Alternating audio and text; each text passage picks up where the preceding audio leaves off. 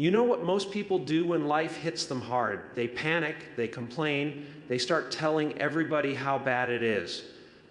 My bills are piling up, my job's stressing me out, my relationships are falling apart. And every time they say it, they make the problem bigger in their mind. The more you talk about the mountain, the taller it gets. But the truth is, that mountain is only as big as you make it. The more you focus on it, the more power you give it. But when you start magnifying God, something shifts. You start remembering who He is, not what's happening. You remember that He made the heavens, He parted the sea, He raised the dead, and He still reigns. When you focus on the problem, you lose hope.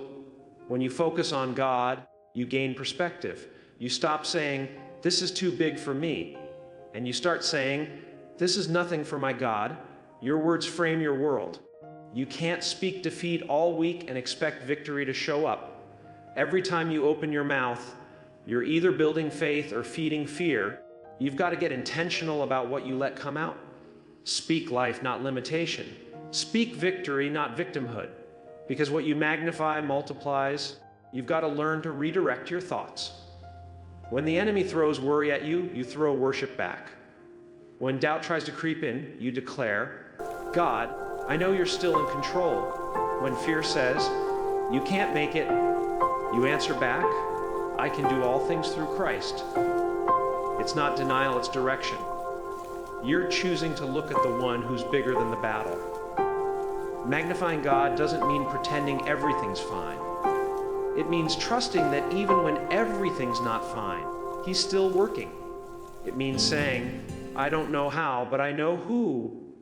You might not understand it now, but magnifying God opens the door for peace to enter. Problems can't control you when your focus is fixed on Him. See, the devil wants your attention. He wants you to obsess over what's wrong so you forget who's right there with you. But when you magnify God, you remind yourself that He's greater than the diagnosis, stronger than the debt, and higher than the heartbreak. You shift your energy from panic to praise, and that's when miracles start moving. So stop talking about how hard it is and start declaring how great He is. The size of your God determines the size of your faith. When you make God big in your heart, your problems start to shrink. It's not that the storm disappears, it's that your confidence grows stronger than the waves. You might be looking at your situation right now thinking, "How am I ever going to fix this?" But the truth is, you don't have to fix it. God already has the solution. He saw that problem coming long before you did. He knew the mistake you'd make, the people who'd walk away, the challenges that would rise up.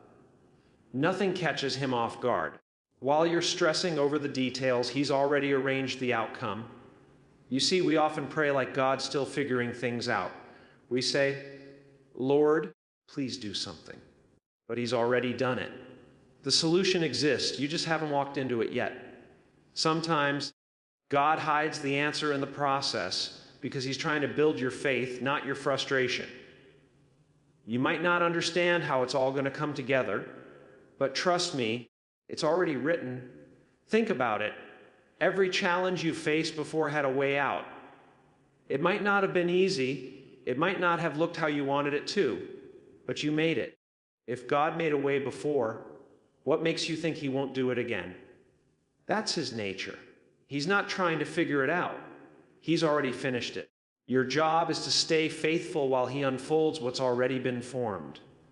Sometimes God will let you sit in the waiting room because He's rearranging some things behind the curtain. He's aligning people, opportunities, and timing. You might not see it, but something is shifting. What feels like silence is actually strategy. God is working while you're worrying, and when it all falls into place, you'll realize He was never late. You can't rush divine timing. You've got to learn to rest in knowing that God is not scrambling to rescue you. He's already victorious. That's why He's calm when you panic. That's why He's still when you're spinning. He's not reacting. He's ruling. He's already mapped out the way through. Even if the road looks closed, your faith has to mature to the point where you say, "I don't need to see the plan. I trust the planner." Because faith isn't about knowing the how. It's about trusting the who. Every time you start to worry, remind yourself the solution is already handled. God is never figuring it out as he goes. He's unfolding it as you grow. So instead of praying in panic, start praying in praise. Instead of saying, God, please fix this, start saying, God, thank you because you already have. That's how you align your spirit with victory. The solution is already on the way. All you need is patience to meet it. Fear loves the spotlight. It shows up in your thoughts, in your dreams, even in your prayers. It tells you you're not enough. You're not ready. It's too late. It's too hard. But here's the truth. Fear is a liar. It has no real power unless you give it permission. It can only dominate where faith is absent. You can't let fear be the director of your life. Every time you obey fear, you delay destiny. Fear will make you settle, shrink, and hide. It'll make you quit right before the breakthrough. It doesn't come to warn you, it comes to wear you down.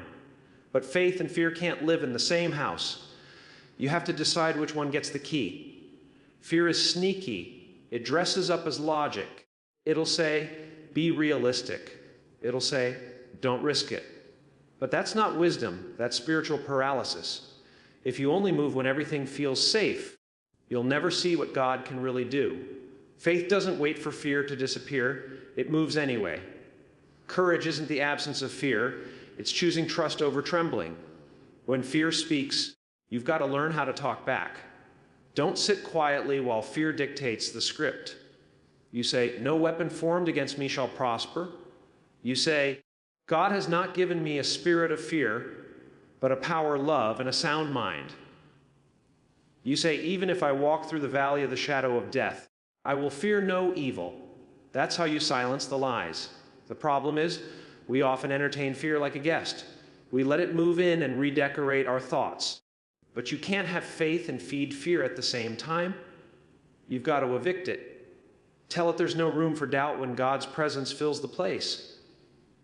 The more you believe in his word, the less power fear holds over you. Fear's goal is to freeze your purpose. It knows if it can stop your movement, it can stop your miracle. But God didn't create you to live small. He created you to walk boldly, speak confidently, and trust completely. You are not meant to tiptoe through life. You are meant to step with power. You've come too far to let fear rob you now. You've survived too much to start doubting now. Every time fear says you can't, answer back, watch me. Because when you walk by faith, even shaky steps still count. God honors movement. He meets you in motion. You might be in a season where nothing makes sense. Things you thought would work fell apart. People you counted on disappeared. You did everything right, and it still went wrong. But here's what you need to remember. God never wastes a setback. What feels like a breakdown is often the start of a breakthrough. He's not punishing you, he's positioning you. Sometimes God has to close one door because he knows you'd never move if he didn't. You got comfortable and he had to shake things up. You thought you were losing something, but you were actually being led somewhere better. Every setback carries a seed of setup. You just have to trust that what's breaking you is also building you. You can't grow without resistance. Diamonds don't shine without pressure. Muscles don't strengthen without tension. Your faith doesn't develop in comfort. It develops in challenge. The moment you start seeing your setback as a setup, your perspective shifts from why me to what's God doing through me. God uses pain as preparation. That's why you can't judge your story halfway through. The same situation that hurt you might be the one that heals you. He's teaching you endurance, shaping your character, refining your focus. You're not being buried, you're being planted. The difference is in the season. Sometimes you've got to hit rock bottom to realize God is the rock at the bottom. You'll never know he's a restorer until you've been broken. You'll never know he's a healer until you've been hurt. The comeback isn't possible without the setback. God uses the low moments to prove his power in your life. When life knocks you down, don't stay there too long. Wipe your tears, get up, and say, this is not how my story ends. Every delay, every disappointment, every detour, it's working in your favor. God is setting you up for something greater than what you lost. One day, you'll look back and realize that what felt like the end was really the beginning. You'll see that every closed door protected you, every fall matured you, and every setback positioned you for a comeback so big that only God could take the credit. Everybody wants strong faith, but nobody wants the pressure that builds it. Faith doesn't grow when everything's easy. It grows when you're stretched, when you're tired, when you've got nothing left but belief. You can't develop endurance in comfort. You only discover what's really inside you when life presses you from every side. It's in the uncomfortable places that God teaches you to depend on Him completely. When you run out of strength, you learn He's your strength. When the plan fails, you realize His plan was better. When doors close, you see He was protecting you all along. Growth doesn't happen when you feel good.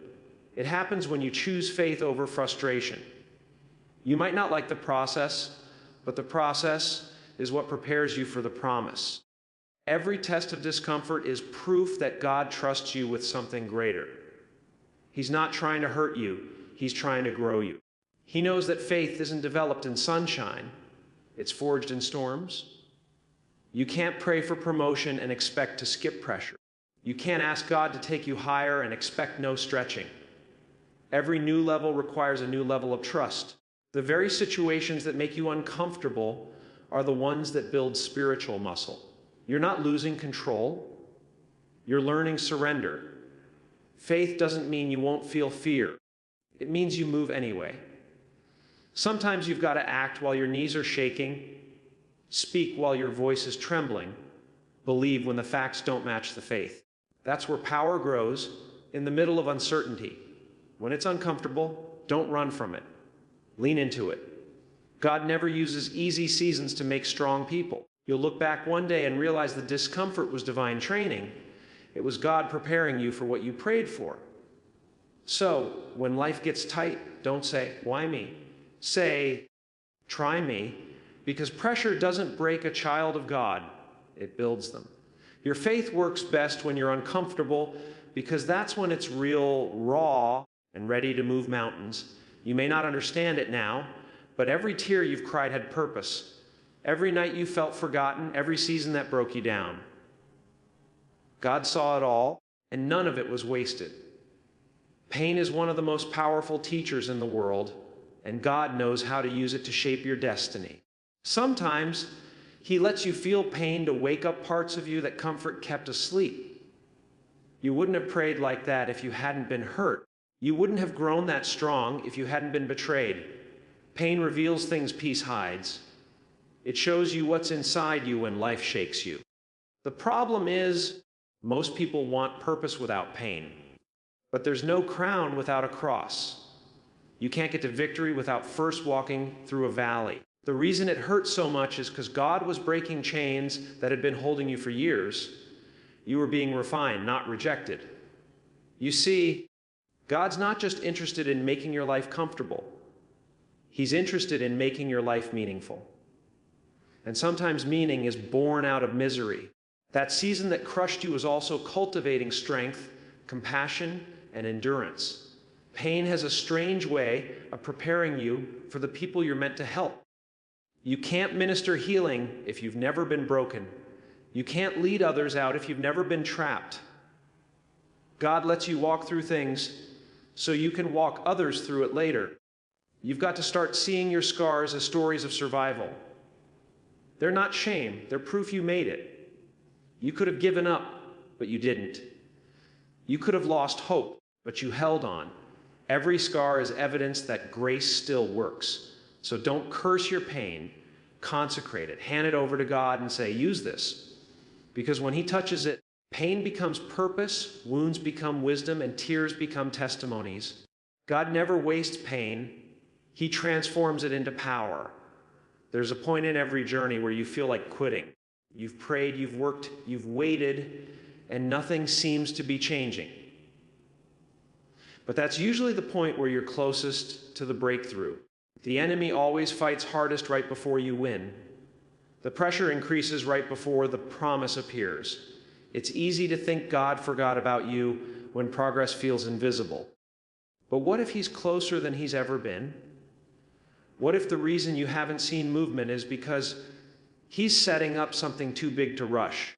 Sometimes no movement doesn't mean no progress. It means divine timing. You're standing on ground you prayed for, even if it doesn't look like it yet. Every step of faith, every tear, every sleepless night, it's building something you'll soon see. You might not realize it, but you're closer than you think. Most people give up when they're inches from the finish line. They let exhaustion make decisions that faith should be making. Don't let temporary fatigue rob you of a permanent blessing. Keep pushing. You've come too far to turn around now. When you feel like it's over, remind yourself of every other time you thought that, and God came through. He didn't bring you this far to stop now. You might be waiting, but waiting is not wasting when you trust God. Even when you can't trace his hand, trust his heart. He's closer than your thoughts, closer than your breath, closer than the breakthrough you've been praying for. One door, one call, one moment can shift everything. So don't stop walking. Don't stop believing. Don't stop expecting. Because while you think you're waiting on God, he's really waiting on you to keep moving forward. You're closer than you think, and your next step might just be the one that changes everything. When the world says it can't be done, that's where God begins. He lives in the realm of impossible. He turns hopeless cases into holy testimonies. He's not intimidated by odds. He is the God who creates odds just to show he's still undefeated. If you could solve it yourself, it wouldn't require faith. The impossible is where God gets to show off. He loves when situations look too far gone, because that's when everyone watching knows it could only have been him. Maybe you're staring at something right now that looks impossible. A health battle, a financial mountain, a broken relationship. But what you call impossible, God calls my specialty. He doesn't need ideal conditions to perform a miracle. He just needs your belief. He took 5 loaves and 2 fish and fed thousands. He turned water into wine. He brought dead dreams back to life. That same God hasn't changed. If he did it then, he can do it now. Don't limit the Creator by what you can calculate. Faith is not pretending the problem doesn't exist. It's believing that God exists above the problem. It's saying, yes, this looks bad, but my God is greater. You don't need to know how. You just need to trust who. Every no way is an opportunity for God to make a new way. You don't have to see the whole staircase. You just have to take the next step. He specializes in showing up right when logic gives up. So when people say it's impossible, just smile and say, perfect. That means it's just right for my God. Because when the situation looks impossible, that's the sign that a miracle is on the way. Waiting is one of the hardest tests of faith. You pray, you believe, you do everything right, and then nothing happens. That's where most people lose heart. But God cares as much about your attitude during the wait as he does about the answer that's coming. Anybody can worship when doors open. The real test is when you keep praising when everything's still closed. Can you still say, God is good, when the blessing hasn't arrived yet? That's where maturity shows up, in the posture of your heart during the pause. See, God's timing isn't delay, it's design. He's not ignoring you. He's preparing you. The waiting room is where he strengthens your patience, refines your focus, and protects you from premature success. Some blessings would crush you if they came too soon. So instead of asking, when, start asking, who am I becoming while I wait? Because waiting isn't passive, it's preparation. Every moment is shaping your character to match your calling. God won't bless you beyond your readiness. The wrong attitude can forfeit the right promise. Bitterness blocks blessings. Complaining slows progress. But gratitude keeps your heart aligned with grace. Keep your heart pure while you wait, because the promise will show up when your heart is positioned right. If you stay faithful in the waiting, you'll recognize the miracle when it comes. Don't lose peace trying to force what God wants to flow. What's meant for you will come in the right season. You just have to stay in position. Keep your heart right, your hands clean, and your praise loud. The delay is not denial, it's development. And when the wait is over, you'll see why the pause was part of the plan. Every word you speak plants something, either life or limitation. You can't talk defeat all day and expect to reap victory. The tongue is powerful. It can either build your future or bury it. You're living today in part by the words you spoke yesterday. If you keep saying, "I can't win," "I'm tired," "I'll never get out of this," your words become self-fulfilling prophecy. But if you say, "I'm strong, I'm favored, God's got this," your language creates the environment for blessing. God created the world with words, and since you're made in His image, your words carry creative power too. You can speak peace into chaos, strength into weakness, hope into despair. What you declare, you invite. It's not about pretending everything's fine. It's about aligning your mouth with your faith. Stop cursing what God is trying to bless. Start talking like you believe what He promised. Faith speaks what it expects, not what it fears. When negativity starts rising, learn to correct your own speech. Say, "No, I'm not going to speak that over my life." Because every time you open your mouth, you're either watering weeds or planting seeds. You choose what grows. You can't control every thought, but you can control what you say. Let your words match the vision, not the circumstances.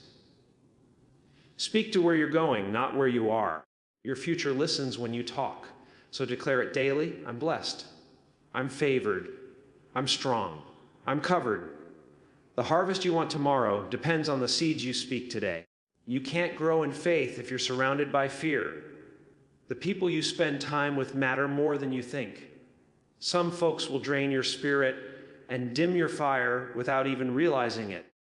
You've got to be intentional about who you let speak into your life. Not everybody deserves access to your energy.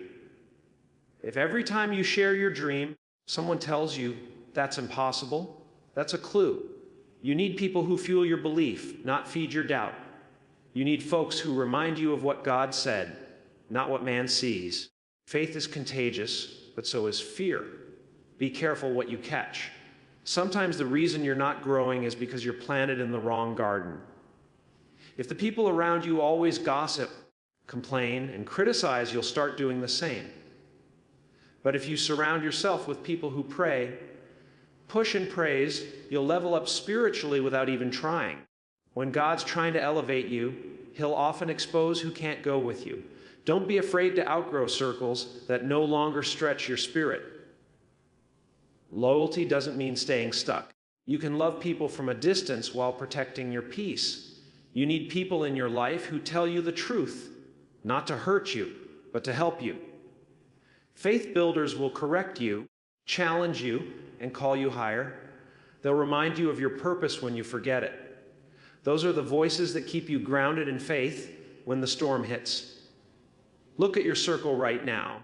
Are they making you stronger or smaller? Are they praying for you or preying on you? The company you keep either strengthens your spirit or weakens it. Protect your environment like your future depends on it, because it does.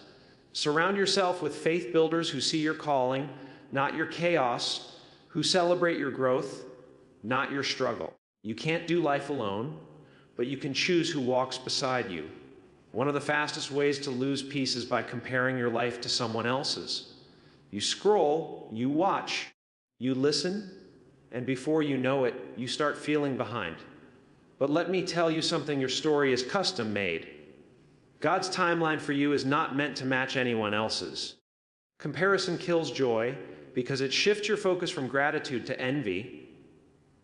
You can't appreciate your blessings while wishing for someone else's. What if the very thing you're jealous of isn't even meant for you? What if God's got something that fits your life better than what you're envying? You don't know the battles behind their blessings. You see the highlight reel, not the hardship. You see their now, but not their how. Don't measure your seed to somebody else's harvest. It's not your season yet. The danger of comparison is that it blinds you to your own progress. You've overcome so much, but you forget that because you're too busy looking sideways. Look back and realize how far God has already brought you. You're not where you used to be. That's growth. God's plan for your life is not a copy, paste version of someone else's. It's uniquely yours. He knows what you can handle, what you need, and when you're ready. The delay doesn't mean denial. It just means He's preparing something that fits you. When you start focusing on your lane, you'll find peace again. Because true confidence doesn't come from being ahead of others. It comes from being aligned with God. Your journey is not late. It's just different. So stop comparing. Start celebrating. Every step you take in obedience is progress. You're running your race, not theirs. And when you stay in your lane, you'll find that your pace is perfectly timed by His grace. We live in a world that hates waiting. We want everything now, answers, success, closure. But God doesn't work on human deadlines. Sometimes He delays because He's building something you're not ready to see. The delay is not rejection, it's revelation and progress. When God takes His time, He's not punishing you. He's staging something bigger. He's setting up the right people, aligning opportunities, and preparing the spotlight for His glory. The delay is often proof that the miracle will be undeniable. If everything came easy, you'd think you did it on your own. But when you've prayed, waited, and cried, and then God comes through, there's no doubt who did it. That's why He waits. He wants the testimony to point back to Him, not to your effort. The delay also tests your trust. Can you keep believing when it looks like nothing's moving? Can you still serve praise and stay faithful while the answer's hidden? That's where faith matures, in the quiet, not in the crowd. Don't let the delay make you doubt your destiny. God's silence is not absence, it's arrangement. What He's preparing for you is taking time because it's going to be bigger than what you asked for. You think He's late, but He's really perfecting the timing. If you could see what He's setting up, you'd thank Him for the wait. Every not yet from God is actually a hold on, I'm not done. You might be waiting for the blessing, but the blessing is also waiting for you to be ready. So stop stressing over the clock. God doesn't wear a watch. He is time. And when He decides it's time, nothing and no one can stop what's coming. The delay is divine because He delays to display His glory. You've said it before, I can't take this anymore. But look at you. You're still standing. You're still breathing. You're still fighting. That means you're stronger than you think. God didn't design you to crumble under pressure. He designed you to conquer it. He equipped you for every battle you'd face. You might feel weak, but inside you is divine strength. You've survived storms that should have destroyed you. That's proof you're built different. God wouldn't let you face it if He didn't already put the victory in you. Sometimes we underestimate the power God has placed within us. We forget that His Spirit lives inside us. That means you're not just an ordinary person trying to survive. You're a warrior carrying God's authority. You've got heaven's backing even when you feel alone. Don't let hard times fool you into thinking you're not capable. Pressure doesn't mean failure. It means God trusts you with a tougher assignment. He knew you could handle this long before you doubted it. You've got what it takes because He's got you covered. Every time you thought, this is it, I'm done, and yet you kept going, that was God's strength, not yours. You've been carried more times than you've realized. That's why you're still here. You were battle-tested, built to endure, and made for more. You've got to start speaking strength even when you feel weak. Say, I'm not breaking down, I'm breaking through. Because your endurance is evidence of your purpose. God doesn't waste strong people on small plans. So the next time life hits you hard, remember you're built to handle this. Not because of your power, but because of the one who built you. You were designed to withstand the storm and still come out shining. Take a second and think about everything you've already made it through. Times you thought you'd never recover, situations you didn't see a way out of. Yet somehow you're still here. That's not coincidence. That's grace. God didn't bring you this far just to walk away now. If He carried you through the worst of it, why would He abandon you in the middle of it? He's the same God today as He was yesterday. You didn't come this far on your own strength. You've been guided, protected, and lifted by His hand the entire time. Every time you wanted to quit, He gave you enough strength to keep going. Every time you lost something, He gave you something better in return. You may not have noticed it, but His faithfulness never failed you. He's been working even when you weren't watching. Sometimes God will take you through deep waters not to drown you, but to cleanse you. He's not trying to break you. He's trying to build trust. You've seen too many miracles to start doubting now. When fear says, you're alone, look back at your track record with God. Every valley, every tear, every victory, He was there. That's your evidence. If He started a good work in you, He's going to finish it. He's not done writing your story. You're still in His plan, still under His grace, still protected by His hand. He's brought you too far to leave you halfway. His promise didn't expire when the pressure came. It's still alive, still active, still waiting for you to believe it. So even when it looks uncertain, hold your head high and say, God didn't bring me this far to leave me.